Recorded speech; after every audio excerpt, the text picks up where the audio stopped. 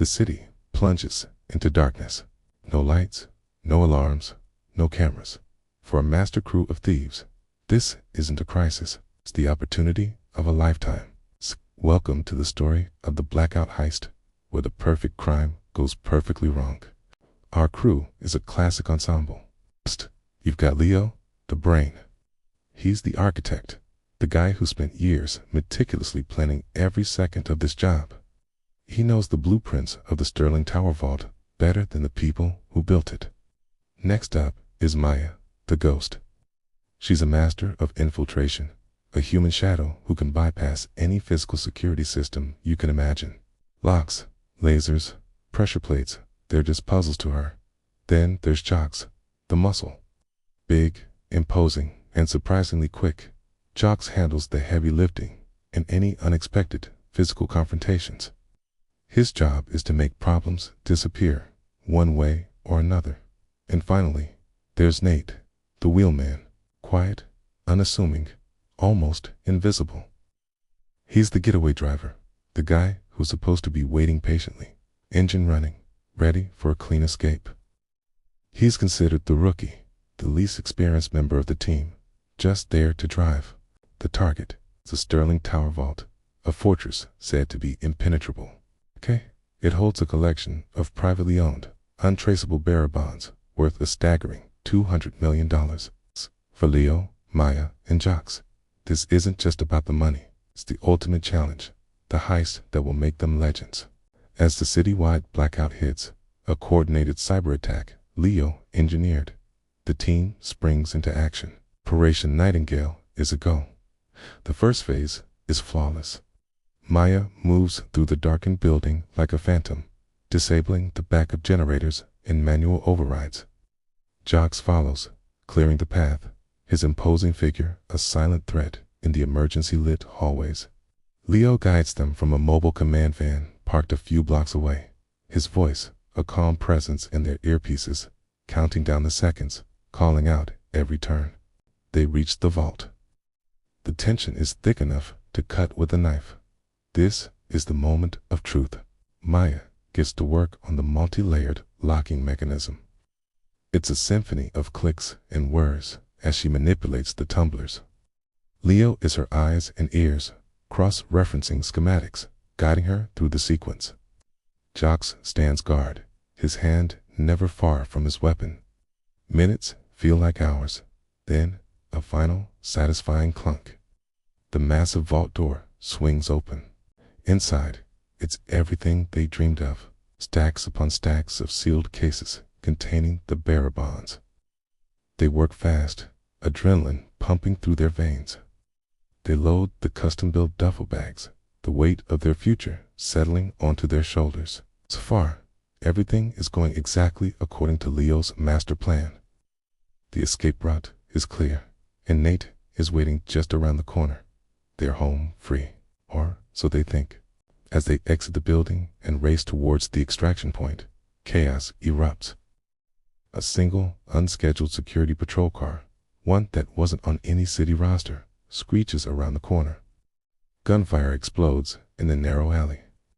In the confusion, Nate, the getaway driver, is hit. He slumps over the wheel as the car lurches forward, crashing into a dumpster. Jocks reacts instantly, dragging Nate out of the driver's seat and taking the wheel himself, while Maya lays down, covering fire. They manage to escape, but they've taken a casualty. Nate is bleeding badly. The perfect crime is now stained with blood. They make it to their prearranged safe house, an abandoned warehouse on the industrial outskirts of the city. The mood is grim.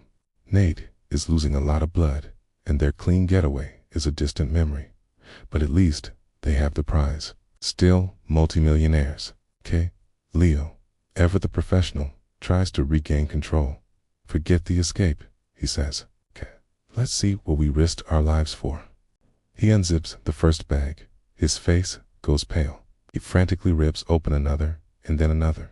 They're all the same. Instead of $200 million in bearer bonds, the bags are filled with stacks of worthless, shredded paper. A single, pristine white envelope sits on top of one pile. Maya snatches the envelope and tears it open. Inside is a simple, typed note.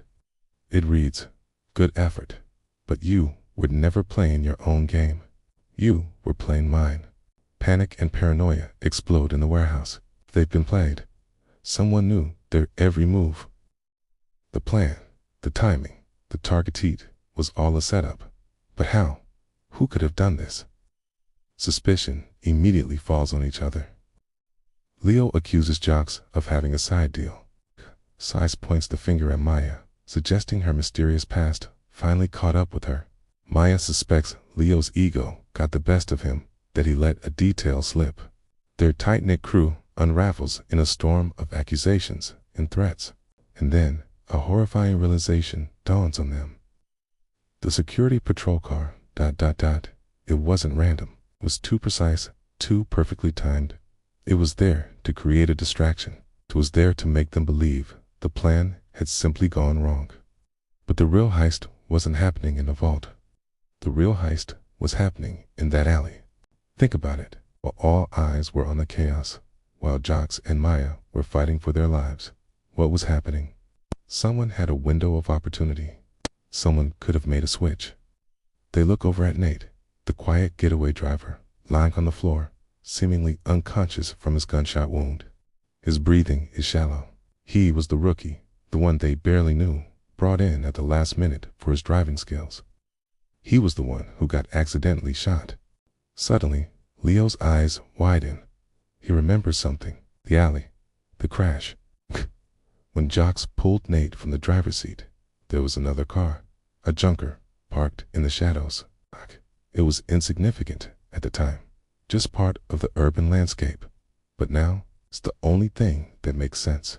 And then, the final chilling twist clicks into place. The quiet one. The one nobody paid attention to. The one they thought was a liability. Nate's eyes flutter open. But the look in them isn't one of pain or weakness. It's a look of cold, calculated triumph. A slow, knowing smile spreads across his face.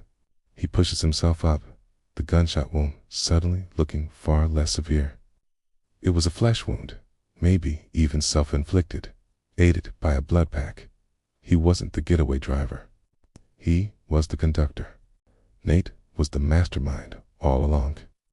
He fed Leo the initial intel about the vault, knowing Leo's ego wouldn't let him resist the challenge. He created the perfect scenario where a brilliant crew would do all the hard work for him. Breaking into an impossible vault under the cover of a blackout he helped trigger. He was never just the wheelman. He was the puppet master. The shootout in the alley wasn't an accident. It was the main event. While Jocks and Maya were pinned down, Nate's real team, the ones in the security patrol, swapped the bags of bonds for the bags of shredded paper. His getting shot was the perfect cover, ensuring he could stay with the crew, watch their confusion, and make his own separate escape once they were at each other's throats. The note wasn't a taunt from an unknown enemy. It was a final, personal message from the man lying right in front of them. He used their skills, their greed, and their trust against them. He didn't just rob a vault. He stole their entire operation from under their noses. As the sirens wail in the distance, getting closer, Leo, Maya, and Jocks stand frozen, staring at the rookie who outplayed them all. They are left with nothing but shredded paper and the bitter taste of betrayal. While the true architect of the blackout heist melts back into the shadows, $200 million richer. They were the best, but he was better. What a story, right? It just goes to show you, always watch the quiet ones. Let me know in the comments who you thought the traitor was before the big reveal. Thanks for watching, and if you love stories with twists you never see coming, make sure to hit that subscribe button. See you next time.